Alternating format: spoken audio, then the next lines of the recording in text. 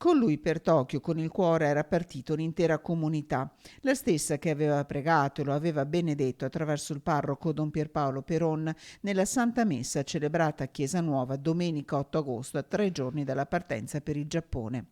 Tutta Padova e tutto il Veneto fa festa con Francesco Bettella, nuotatore paralimpico, fresco della conquista della prima medaglia a Tokyo per i colori italiani. Nella vasca dei 100 metri d'orso S1, Bettella, 32 anni, tesserato Fiamme Oro Civitas Vitae, ha conquistato la medaglia di bronzo. Affetto da una malattia genetica, Francesco Bettella si è avvicinato al nuoto grazie al padre. Nel 2009 il debutto in nazionale, nel 2016 a Rio la conquista di 2 argenti nei 100 e nei 50 metri d'orso. Dopo successo agli europei, dove ha conquistato il pass per Tokyo, la medaglia di bronzo dietro all'israeliano Hihad Shalabi e all'ucraino Anton Kohl. Bravo Francesco, e grazie da tutto il Veneto che ama le sfide impossibili e di solito come te le vince. Il saluto del presidente Luca Zaia.